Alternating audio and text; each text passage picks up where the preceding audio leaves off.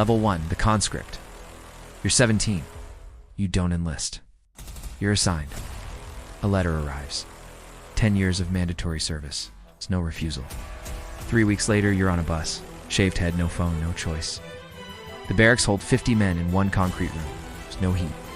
You sleep in uniform so you don't freeze. Wake up as 5 a.m., you run until someone collapses. If one falls, everyone runs longer. Breakfast is corn porridge. Lunch is corn porridge. Dinner is corn porridge. You're never full, you're never warm. One night, rations go missing. The officers don't investigate. They punish everyone. Shirts off, snow up to your knees. 3 hours kneeling in silence. Your body whispers, "This isn't right." The next morning, his bed is empty.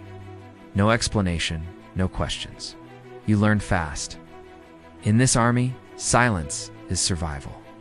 6 months pass. You stop feeling hungry. You stop feeling anything. Then your name is called border transfer. Level 2, the border guard. You're 18. You're sent north. The Chinese border is 200 meters away. At night, you can see lights on the other side, brighter than anything back home. Your rifle is older than you are. 5 bullets in the magazine. Orders are simple. If someone runs, you shoot. No warnings, no negotiations. You patrol in pairs. You don't talk much. Talking leads to thinking. It's 2:13 a.m. The river is half frozen. You hear movement. A shadow runs toward the water. Your commander once told you 3 seconds is mercy. 1. You raise your rifle. 2.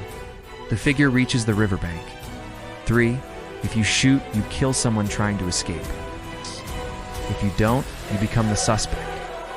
And suspects don't disappear alone. You hesitate. A rifle cracks behind you. A shadow drops into the water.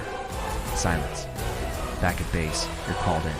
No yelling, no threats, just one question. Why didn't you fire first? You don't answer immediately. That pause goes into your file. From that night on, you stop aiming at targets. You aim at hesitation. 3 months later, your reports improve. Your reaction time improves. Your loyalty improves. Level 3, the squad leader. You're 22. You survived the border. Now you command 8 men. You're not promoted for strength. You're promoted for reliability. You inspect uniforms. You inspect weapons. You inspect behavior. Every letter from home passes through you first. I'm hungry. The harvest failed. I miss you. You decide what they're allowed to read. One night, a private whispers, "Life must be better across the river." You hear it. You say nothing, but you write his name down.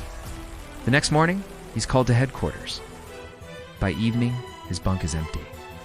The others stop talking at night. Your commander nods at you the next week. Good awareness. You understand something new on the border. You survive by shooting. Here, you survive by reporting. Start watching more closely. Who hesitates? Who complains? Who thinks too much?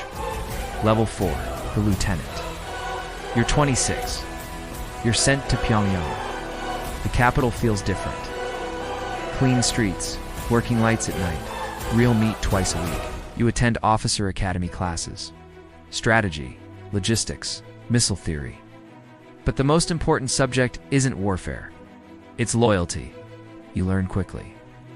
A brilliant officer who questions policy is more dangerous than the loyal, mediocre one. Once a week, officers gather for self-criticism. You must confess a weakness, even if you don't have one. I lacked enthusiasm. I didn't study enough. I must improve my devotion. If you confess nothing, it means you're hiding something. You choose your words carefully. One lieutenant speaks too confidently. He corrects a superior during a briefing. 2 weeks later, he's reassigned. Rural Logistics Division. No one says why. You're given his responsibilities. Better apartment, higher clearance, closer access. You understand the pattern now. Talent is optional. Visibility is dangerous. And loyalty must always be louder than competence. Level 5, the political officer. You're 32. You no longer command troops. You command belief. Yeah. You're assigned as a political officer to a missile unit. Even the commanding officer answers to you on ideological matters. Your job isn't strategy, it's loyalty. Every week, soldiers sit in a circle.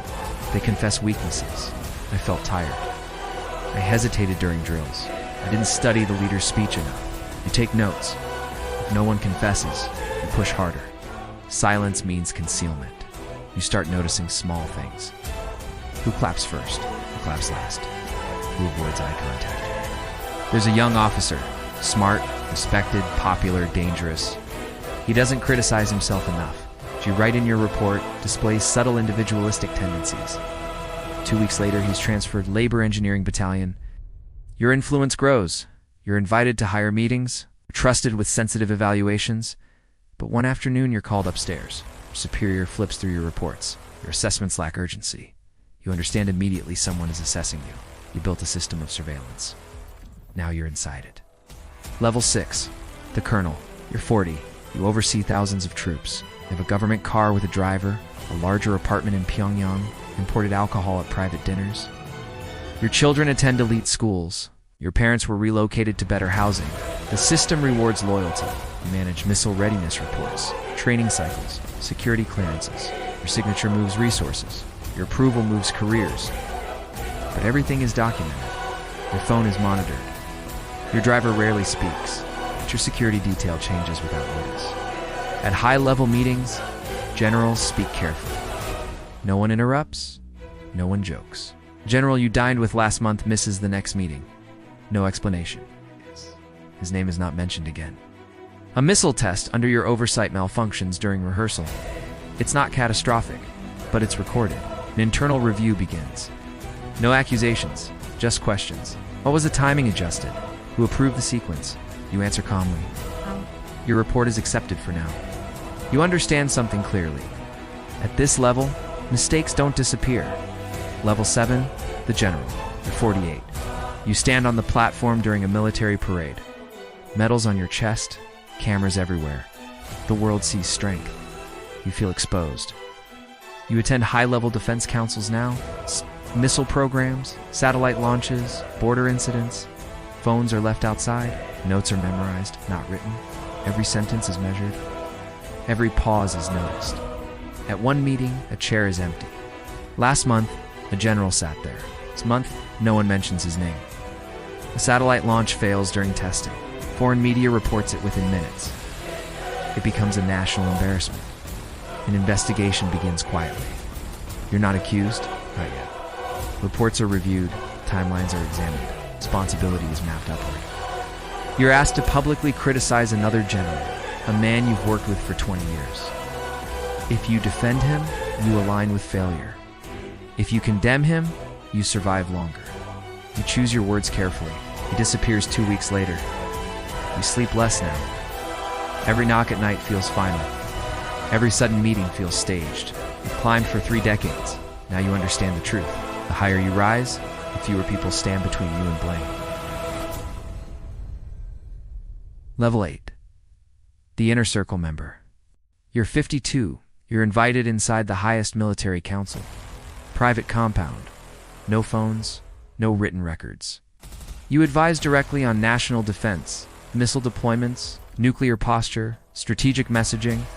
You dine in guarded residences, imported wine, private security, absolute privilege. For the first time in your life, you feel untouchable. Then a missile test fails publicly. Foreign satellites capture it. Foreign news spreads it. Silence follows. No emergency meeting, no immediate blame. That's when you know someone is being chosen. Investigations begin quietly. Reports are rewritten. Approvals re-examined. You're called in at night. No shouting, no threats, just questions. Why was the launch window approved? You validated the readiness assessment. Did you overlook instability? You realize something? The system doesn't punish failure, it punishes exposure. You defended the structure for 30 years, removed others for smaller mistakes. Now your name appears in internal summaries. Strategic misjudgment, possible fatigue, reduced decisiveness. You're reassigned, not executed, not imprisoned. It's transferred to a rural training facility. No access, no influence, no visibility. Within weeks, your name disappears from official documents. A new general takes your seat. The meetings continue. Level 9, the Erased. You're 55. You live in a rural training facility now. No press, no visitors, no access to classified briefings. You still wear the uniform, but no one asks your opinion. Your phone was replaced, your driver reassigned, your security detail reduced, your name no longer appears in state media. Your portrait is removed from the hallway in Pyongyang. Officially, you were repositioned. Unofficially, you're finished. You wake up at 5 a.m. again, just like you did at 17. Only now, no one salutes. You read reports that once required your signature. Now they're signed by someone else, a younger general, careful, loyal, visible. You understand the pattern. You're never climbing. You're being elevated into view. Invisibility is temporary.